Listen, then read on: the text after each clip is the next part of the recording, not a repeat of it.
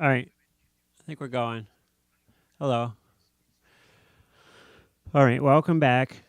Um, Let me turn this off. I got something going in my ears here. All right, welcome back. I'm really happy to be here because I got a lot of stuff to tell you about. First of all, we've got the Watch Trump today. He had a speech from Trump Towers in New York, and I didn't actually get to see the speech. I listened to it on the radio. And he was basically responding to allegations about him and Russia. I'm not exactly sure what it was with Russia, something about him having businesses there, owing money, something. I think they were trying to allege that he was like with somebody in a hotel room there when he was on a trip or something like that. But being I consider myself an open-minded person. So even though I don't like Trump, I did listen to him speak. Now, that's better than a lot of people because a lot of people, if they are a Democrat, which I identify as a Democrat, they're not going to listen to any Republicans ever. Or if you're a Republican, you're not going to listen to any Democrats. I can think of Republicans, Chuck Schumer comes on. They're not listening to that. Obama, forget it. So when, Trump was on and then it switched to, well, first another guy was on, Bannon. But then it switched to one of his advisors who was basically outlining how he is turning over his businesses to his sons, and then we went back to Trump. And, I listened for about 40 minutes, half an hour maybe, and then I was like, okay, let's switch it. And my friend's a huge Trump supporter, so he left it on. But, you gotta, you might say, oh, well, I just wanted to turn it off. But how about if you are a Republican and I wanted to listen to Obama's speech, okay? And Obama speaks for a while, and then he hands it over to somebody else in his campaign, and they're speaking for a while. And then it would be, if you're a Republican, it'd be natural of you to say, okay, let's turn this off because Obama's gone. Well, the same thing for me. Trump left the air. I was like, okay. But I don't know. It wasn't that exciting, that whole thing. So I put up a breaking news flash, and I still don't have the format down for all my videos. So one of the ones I've been doing is breaking news flashes. I did one when Prince passed away. I've done a couple of them. So I did a breaking news story, and it was about this website called Backpage.com that was shutting down. Now, Backpage.com, most people don't know about it, but what it is, it's a website. It's the top website for online prostitution in the United States. And it shut down a couple days ago. And, I went up and I put up a video and I said, okay, I was on this website, and while I was on it, all of a sudden, these censored signs came up, and it was shut down. The actual website themselves were the ones that sort of self censored themselves. So they basically shut down the adult section, but everything else was intact. And so I put up this video about it. I'm trying to try different things to become more popular, and so this is a thing where I was actually half asleep. It was like 9 at night or something. And I was definitely not in the mood for doing YouTube. But I saw that the site was shut down. And I went online. I started searching around. And I found one article that basically said that Congress had rejected something about Backpage, and that had to come out a couple hours before. And so I figured that something Congress had done had perpetuated this. And so we have a little bit more information now. Apparently what happened was these guys were called to appear in front of Congress. The head Backpage guys were called to appear in front of Congress, and they didn't show up. And now, I reported on this story a few months ago, and these guys have made a ton of money off this website, okay?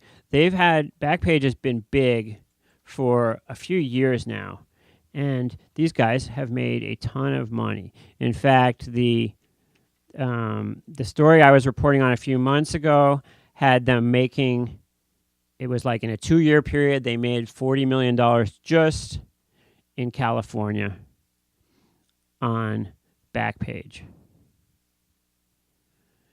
And so they've made, let's just say, for example, each guy made $50 million, and that's probably very conservative. But at this point, if you made $50 million, put yourself in, I like to put myself in other people's shoes, and it helps me analyze things. So put yourself in these people's shoes.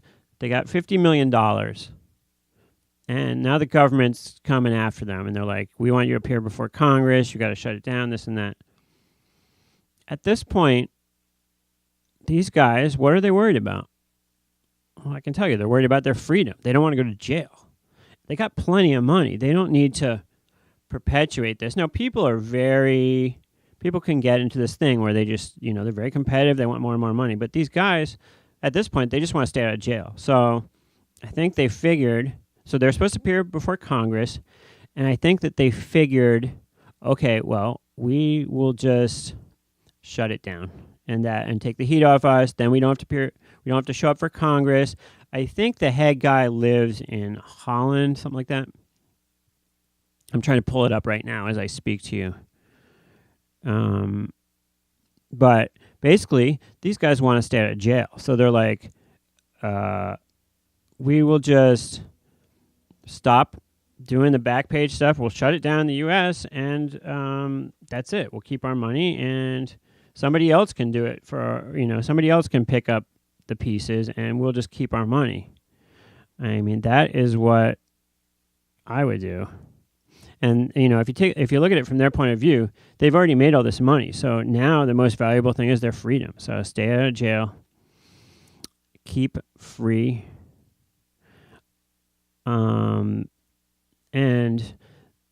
the other funny thing about this whole story was that I received I'm still trying to find the guys' names from this.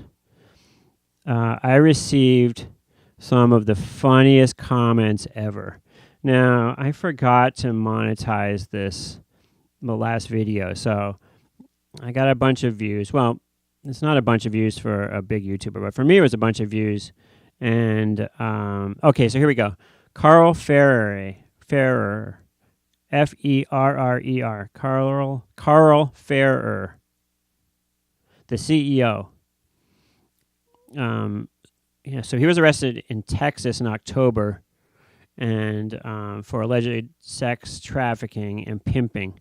So, all right. So these guys have a website where people can, prostitutes advertise, and it's not like these guys are pimps. Okay, they're providing this spot where people are advertising, but they were trying to arrest them, saying like they themselves are pimps and they themselves are like prostituting children out. It's a pretty big stretch. I mean, this is a main point of contention online, is that if you have if you're Twitter and some guy goes on Twitter and says something outrageous or wrong, is that your fault, or are you absolved of that? Is this a free speech? And the other question are more questions of free speech, like these people should be allowed to advertise, say whatever they want online. That's like a free speech issue. So these people left these hilarious comments on my page. I'll get back to the free speech issue in a second, but let's take a look for a second here. I'm just going to pull up my YouTube video here. All right. Backpage closes. Breaking news, David Lincoln. All right, let me turn that off. Okay, so I don't like listening to my own voice. So one guy writes, shame, shame, shame, which is funny. That's like Game of Thrones like. Then this other guy says, I feel bad for, and then the N-word with no game, SMH. Now, I didn't used to know what SMH means, but I know now that it means shake my head. So, like, the guy's trying to say that, like, I mean, I don't know. Maybe he's trying to say that, like, I'm looking at this because I don't have enough game to get a girl without paying. Then this my favorite. I'm coming to my favorite one, but let's keep going. Next guy says, looks like the window shopping may be headed to another site. Who knows, Craig's or some other alternative? And then another guy replies, yep, it always does. So that's fine. And here's my favorite part. Okay, this one guy, he writes, I believe this guy was looking for tranny prostitutes. He seems upset. And he quotes me, I have a friend who does it. Nah, why explain you're not being interrogated? So I think he's saying, like, that I'm acting like I have a guilty conscience because I'm explaining why I was on Backpage. And then the next guy is the best one, Black Dynamite. He says, look at the way he looks. Oh, and the guy before it, two people liked his comment. So this other guy, he writes, look at the way he looks. He's hideous. And he capitalized hideous. And he's got all these smiles. And he writes, fuck, effing dork. And, people can be, I find it hilarious, but it's almost as if, like, I'm not there. Like, I wouldn't even read my own comment. Whereas I'm a really small YouTuber, so obviously I'm there, and obviously I'm going to read the comments. But it's just funny. My grandfather told me always that any publicity is good publicity. And it's really true in, like, small town voting stuff, because you get the ballot, and if you don't pay a lot of attention, maybe, you're sort of indifferent to who gets, maybe, you're voting you came in to vote because it's a presidential election, but there's other names on the ballot for, like, selectmen of the town or something like that. And you're indifferent. So you just pick out whichever name sounds familiar to you. So his point was any publicity is good publicity, because if you can get in the press and your name can be familiar to people, they don't remember why it's familiar. They just remember it's familiar. So in that vein, thank you, Black Dynamite, for talking about me. I'm sincere when I say this. I much appreciate you talking about me.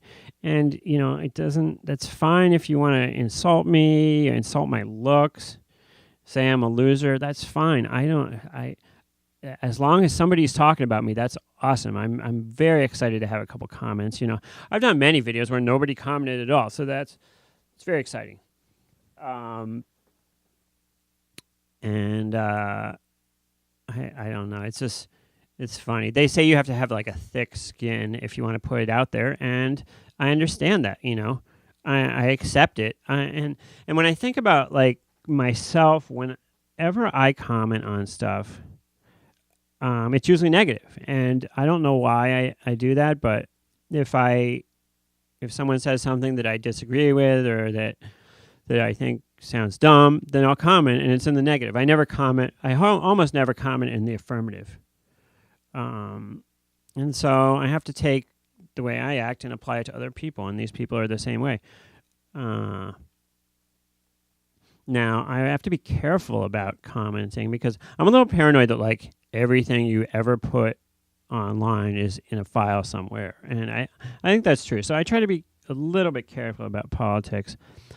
I felt really guilty because I put a comment on my Facebook this week. Now, and,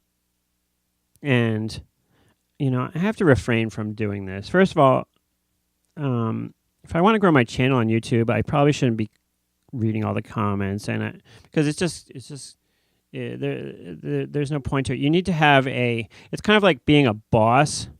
You need to have a distance between you and the other employees. It's the same thing with comments. It's like, as the person running the channel and the person sitting in front of the mic, I need to maintain a sort of a distance from the people that are commenting. And it's nothing that like I'm better than them or I'm at a higher level or they're at a higher level. It's nothing like that. It's a professional. It's being a professional to keep a distance from people. I try to be polite. I try to keep things professional as far as I don't want to use foul language here. I want to act in a mature way. I want to act somewhat, as the standard that I heard used in AA was to don't say anything that you wouldn't say in front of your grandmother. And I try to use that standard here. And it's the same thing with like discussing politics. Like, don't say anything that you wouldn't feel comfortable saying in front of the friend I respect the most who is who disagrees with me on a political issue, for example. And so where am I going with this? Oh yeah. So anyway, back to the Backpage thing and the comments. Thank you very much. Oh, I know where I was going. So I made a comment on Facebook a couple days ago, and basically it was some people that I believe they were from my high school. I went to high school in Italy at American School of Milan, and I think it was somebody from my high school class, I think, and they were talking about the Israel-Palestinian situation, and I made a comment that was pro-Palestine. Now, I could have, it could have been another situation where I would make a comment the other way because I can see both sides of that issue. I feel extremely close to, and I'm extremely affected by the Holocaust. I very much enjoy. And I recommend this actually to anybody watching. If you type in to your YouTube browser Shoah Foundation. Now, Shoah is a Hebrew word, I believe, for burn. And USC has the Shoah Foundation, and I think they have, I believe it's 2,500 total testimonies from Holocaust survivors. And I've watched probably about 60 of them. And what I like to watch one before I go to sleep sometimes. They usually last about 2 to 4 hours. And they're unbelievably powerful. And I don't mean to say that in kind of a generic way, but essentially, many times you will find somebody who essentially was orphaned by the war. Like they ended up on the wrong side of things in Nazi Germany, and somehow they survived and lost pretty much everybody.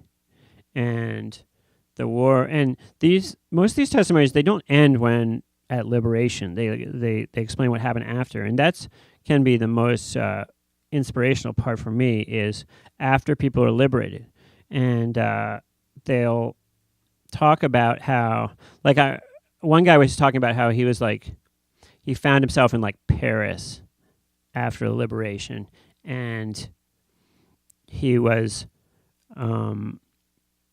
going and selling. He would sell cigarettes in the black market to like GIs and stuff, like American GIs. And they had this thing where they were able to get a hold of a bunch of sheets from the Red Cross, like bed sheets, and they were to sell some of those. And like these guys will start with like nothing and basically be beggars on the street with no job, no connections. And over the course of a couple years, they will rebuild to the point where like they own big companies, like factories. And it's so inspirational to me that they're able to do that. And the other amazing thing about, and I don't like to generalize about people at all, but so I won't. But a lot of people in these stories, they have such strength in their families, and their even distant family members or friends of their families are able to help them out over time, and they're able to come together and rebuild, and not just rebuild to the point of like doing okay, but to build a whole life for themselves that's amazing. And so I love watching Shoah testimonies, and it puts things in perspective for me, and it also is an inspiration for me to build my life.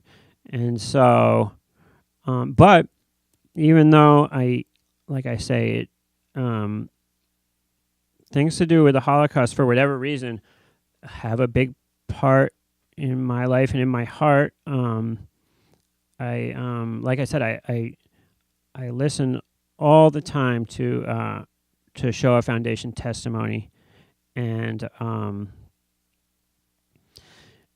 so, but however, I don't always agree with Israeli foreign policy. Now, a lot of Holocaust survivors came to Israel after the war. You could almost say that it's made up of Holocaust survivors there, and I understand that. But I also had in high school a friend who was Israeli, and he didn't always agree with Israeli foreign policy either.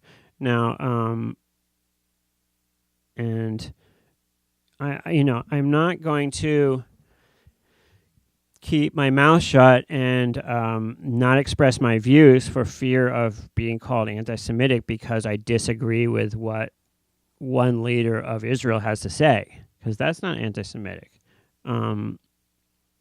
It's a disagreement over foreign policy. And so anyways, I'm just trying to give you context for this. So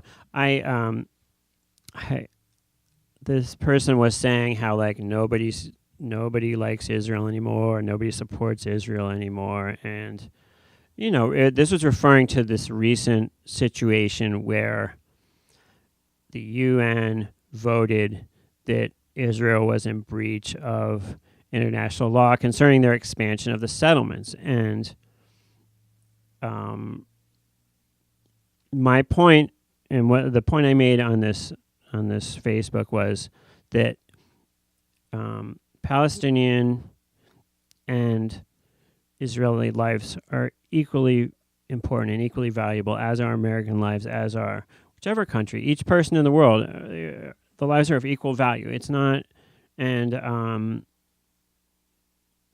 that I believe that the press doesn't treat it that way, that the press treats it as that Israeli life is worth more than Palestinian life.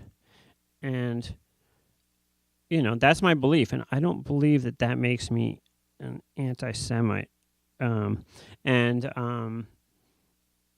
I certainly feel like I should be able to express my opinion on things. The United States, and this person that was expressing their opinion on Facebook, just for more context, I believe is Italian and lives in Italy. And I live in the United States, and we as a country are not only Israel's biggest ally, but also we contribute through our taxes billions of dollars to Israel every year. So as an American, I feel like it's my right to comment on where my tax money is going to. And I feel like, but it's a very sensitive issue, and a lot of people get upset over things. And, for me, I'm wise while growing my channel on YouTube to steer clear of sensitive issues.